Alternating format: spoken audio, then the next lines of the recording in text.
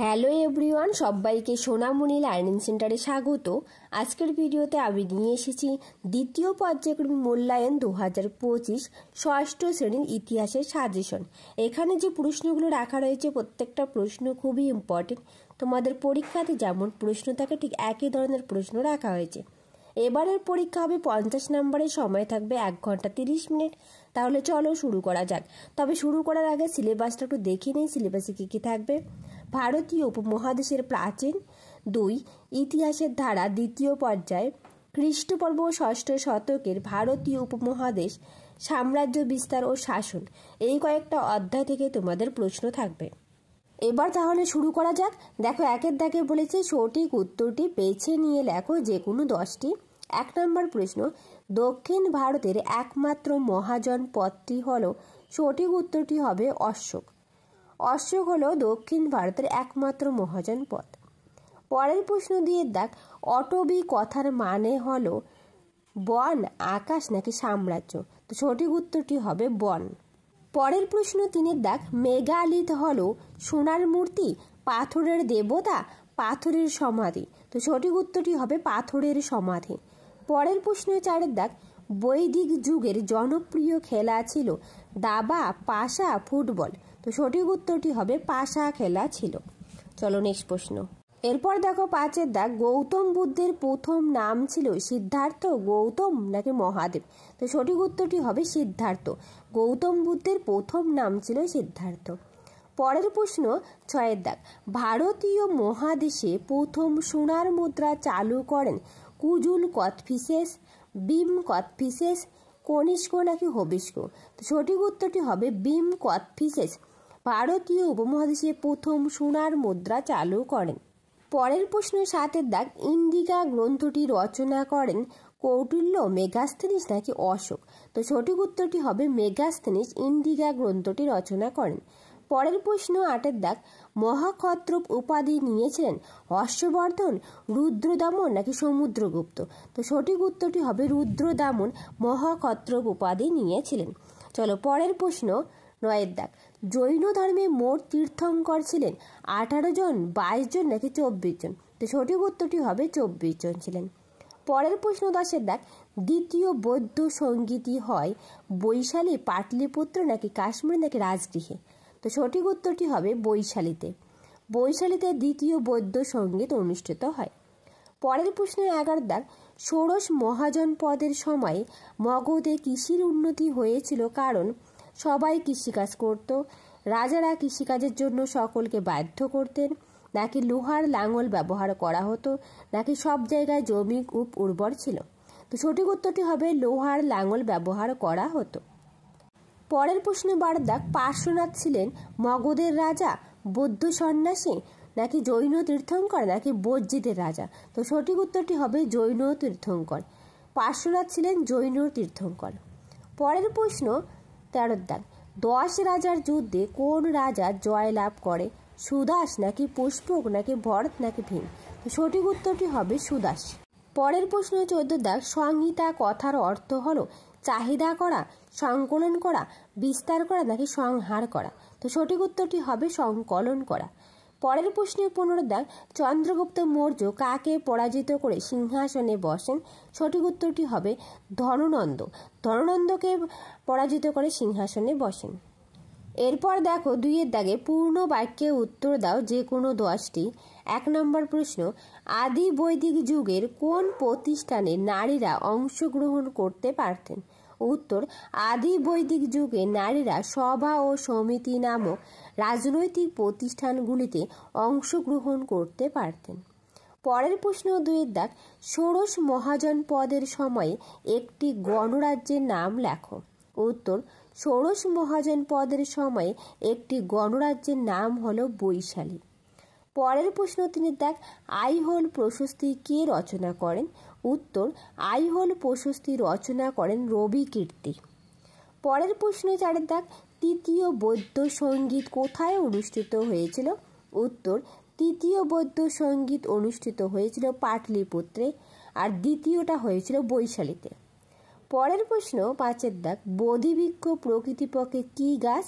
উত্তর, বোধিবৃক্ষ প্রকৃতিপক্ষে পিপল গাছ। বা অশ্বত্থ গাছ। পরের প্রশ্ন 6 দাগ, ইন্ডিকা গ্রন্থটির রচয়িতা কে? উত্তর, ইন্ডিকা গ্রন্থটির রচয়িতা হলেন মেগাস্থেনিস। এই প্রশ্নটা আগে একবার হয়ে গেছে, রিপিট হয়ে গেছে। পরের প্রশ্ন 7 দাগ, গুপ্ত সম্রাটরা বড় বড় উপাধি ব্যবহার করতেন কেন? উত্তর, গুপ্ত সম্রাটরা নিজেদের সামাজিক, ধর্মীয় ও রাজনৈতিক ক্ষমতা জাহির করার জন্য বড় বড় উপাধি ব্যবহার করতেন। পরের প্রশ্ন 8 দাগ, বেমানান শব্দটি খুঁজে বার করো। অশ্বমেধ, বাষ্পেয়, শতমান, রাজসূয়। তো সঠিক উত্তরটি হবে বেমানান শব্দ শতমান। এটি একটি মুদ্রা, বাকি 3টি যজ্ঞ। পরের প্রশ্ন 9 দাগ, জৈনদের প্রধান প্রচারককে কি বলা হতো? উত্তর, জৈনদের প্রধান প্রচারককে বলা হতো তীর্থঙ্কর। তার সাথে বলে রাখি, যদি তোমাদের ভিডিওটা ভালো লেগে থাকে প্লিজ একটা লাইক, শেয়ার অ্যান্ড কমেন্ট করবে, আর যা নতুন সাবস্ক্রাইব করে পাশে থাকবে। পরের প্রশ্ন 10 দাগ, কোন অনুষ্ঠানের মাধ্যমে বৈদিক যুগে শিক্ষা গ্রহণ পর্ব শেষ হতো? উত্তর, সমাবর্তন অনুষ্ঠানের মাধ্যমে বৈদিক যুগে শিক্ষা গ্রহণ পর্ব শেষ হতো। পরের প্রশ্ন 11 দাগ, আলেকজান্ডার কোন দেশের শাসক ছিলেন? উত্তর, আলেকজান্ডার গ্রিসের ম্যাসিডনের শাসক ছিলেন। পরের প্রশ্ন 12 দাগ, ঋগ্বেদের কোন নদীর কথা বর্তমানে আর খুঁজে পাওয়া যায় না? উত্তর, ঋগ্বেদের সরস্বতী নদীর কথা বর্তমানে আর খুঁজে পাওয়া যায় না। পরের প্রশ্ন 13 দাগ, প্রাচীন ভারতের একটি গণরাজ্যের নাম লেখো। উত্তর, প্রাচীন ভারতের একটি গণরাজ্য হলো মল্ল। পরের প্রশ্ন 3 দাগের সংক্ষিপ্ত উত্তর দাও, যে কোনো 4টি 2 নম্বর করে থাকবে। 1 নম্বর প্রশ্ন, বেদের অপর নাম কি এবং কেন? উত্তর, বেদের অপর নাম শ্রুতি। প্রথম দিকে বেদ লিখিত রূপে ছিল না। বেদকে ঈশ্বরের বাণী বলে ধর্মপ্রাণ হিন্দুরা মনে করে এবং ঈশ্বরের কাছ থেকে বেদের বাণী শুনে সেই বাণী ঋষিরা মনে রাখত। শুনে শুনে মনে রাখা হতো বলে বেদের অপর নাম শ্রুতি। পরের প্রশ্ন 2 দাগ, শক সাতবাহনদের লড়াইয়ের কারণ কী ছিল? উত্তর, শক সাতবাহনদের লড়াই মূলত ছিল দাক্ষিণাত্য ও মধ্য ভারতের নিয়ন্ত্রণ নিয়ে। এই অঞ্চলগুলিতে বাণিজ্য পথ ও প্রাকৃতিক সম্পদ ছিল, যেগুলি দখলের জন্য তারা যুদ্ধ করেছিল। প্রত্যেকটা প্রশ্নই খুবই ইম্পর্টেন্ট। পরের প্রশ্ন 3 দাগ, বৌদ্ধ ধর্মের ত্রিরত্ন কি কি? উত্তর, ত্রিরত্ন বৌদ্ধ ধর্মের 3টি আশ্রয় বা রত্ন হলো বুদ্ধ ধর্ম, ধর্ম বলতে বুদ্ধের শিক্ষা, ও সঙ্গ, অর্থাৎ বুদ্ধ ধর্ম ও সঙ্গ, এই 3টা হচ্ছে ত্রিরত্ন বৌদ্ধ ধর্মের মতে। পরের প্রশ্ন 4 দাগ, ভারতীয় উপমহাদেশের জনপ্রিয় 2টি মহাকাব্যের নাম লেখো। উত্তর, ভারতীয় উপমহাদেশের জনপ্রিয় 2টি মহাকাব্যের নাম রামায়ণ ও মহাভারত। পরের প্রশ্ন 5 দাগ, শ্বেতাম্বর ও দিগম্বর কাদের বলা হয়? উত্তর, শ্বেতাম্বর জৈনরা 2 সম্প্রদায়ে বিভক্ত ছিল, যেমন শ্বেতাম্বর ও দিগম্বর। এবার আমরা জানবো শ্বেতাম্বর। জৈনদের যে সম্প্রদায় সাদা বস্ত্র পরিধান করতেন তাদের শ্বেতাম্বর বলা হতো। আর দিগম্বর জৈনদের যে সম্প্রদায় সম্পূর্ণ বন্ধন মুক্তির জন্য পরিধেয় বস্ত্র পর্যন্ত ত্যাগ করেন তাদের দিগম্বর বলা হয়, অর্থাৎ তারা বস্ত্র ত্যাগ করতেন। চলো পরের প্রশ্ন। পরের প্রশ্ন 6 দাগ, সমস্ত বৈদিক সাহিত্যকে ক ভাগে ভাগ করা হয়েছে ও কি কি? উত্তর, সমস্ত বৈদিক সাহিত্যকে 4টি ভাগে ভাগ করা হয়েছে, যথা সংহিতা, ব্রাহ্মণ, আরণ্যক ও উপনিষদ। পরের প্রশ্ন 7 দাগ, মৌর্য সেনাবাহিনীর পরিচয় দাও। উত্তর, বিশাল সাম্রাজ্য টিকিয়ে রাখার জন্য মৌর্যদের সেনাবাহিনীর দরকার ছিল, তবে মৌর্য সেনাবাহিনীতে চূড়ান্ত ক্ষমতার অধিকারী ছিলেন সম্রাট নিজে। সেই সেনাবাহিনী গঠিত হয়েছিল ঘোড়া, রথ, হাতি, নৌকা এবং পদাতিকদের নিয়ে। তার সাথে বলে রাখি, তোমাদের আমি ভূগোলের উপর একটা সাজেশন দিয়েছি, তোমরা যারা দেখোনি ভিডিও ডেসক্রিপশন বক্সে লিঙ্ক থাকবে, সেখান থেকে দেখে নিও, এবং রায় ও মার্টিন প্রশ্ন বিচিত্রা ছল পড়িয়েছি, সেটাও দেখে নিও। পরের প্রশ্ন দেখো 4 দাগ, নিম্নলিখিত প্রশ্নগুলির উত্তর লেখো, যে কোনো 4টি একের দাগের প্রশ্ন, হর্ষবর্ধন ও দ্বিতীয় পুলকেশীর লড়াইয়ের ফল কী হয়েছিল?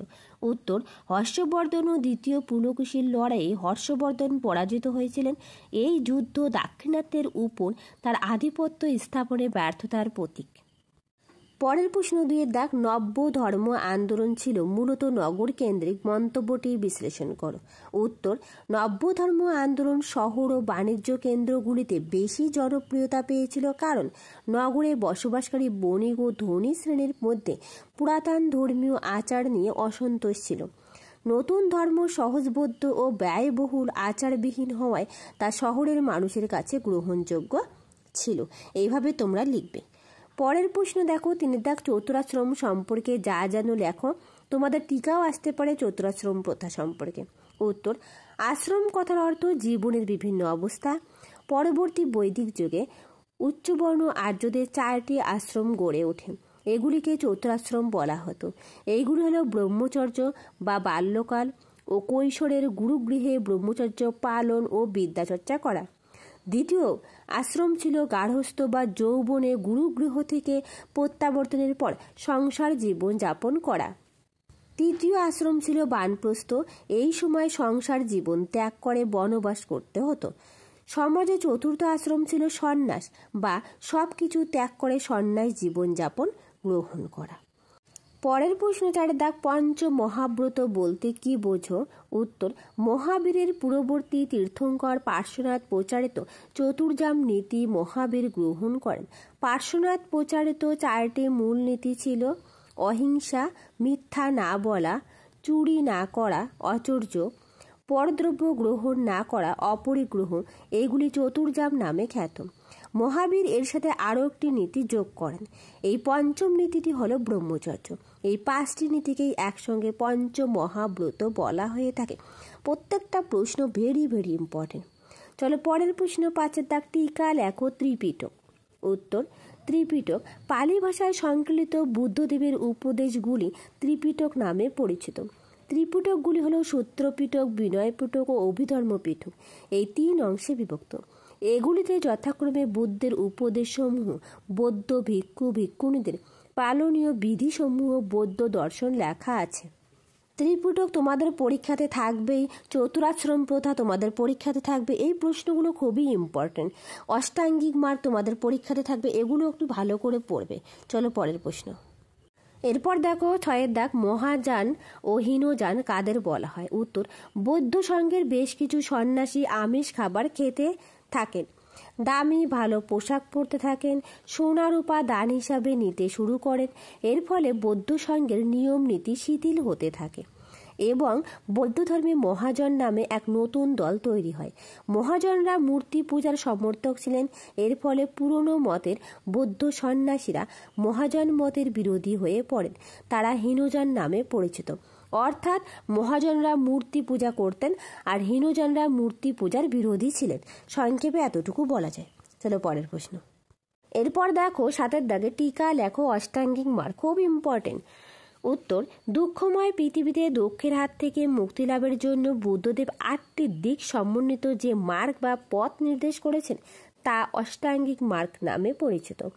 অষ্টাঙ্গিক মার্গে তিনি যে অষ্টপথের কথা বলেছেন তা হল সৎ বাক্য, সৎ কার্য, সৎ জীবিকা, সৎ চেষ্টা, সৎ চিন্তা, সৎ চেতনা, সৎ সংকল্প, সৎ দৃষ্টি।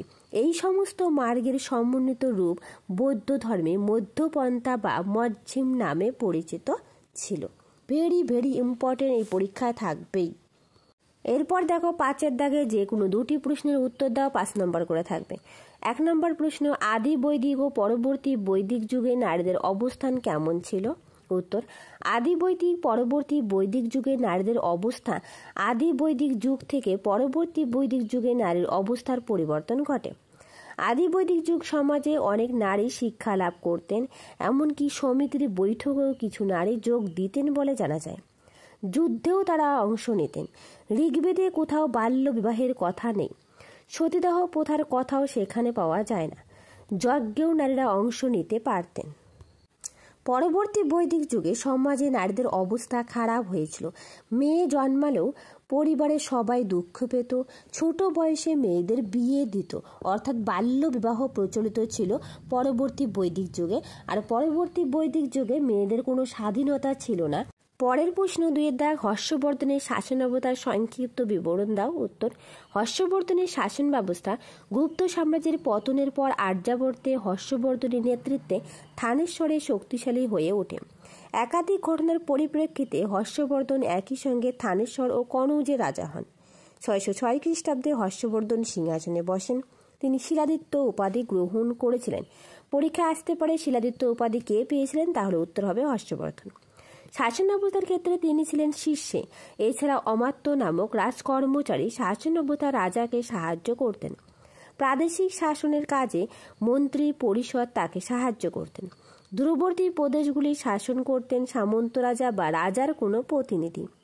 হর্ষবর্ধনের শাসন ব্যবস্থায় প্রতিটি প্রদেশ বা ভুক্তি কয়েকটি বিষয় বা জেলায় বিভক্ত ছিল।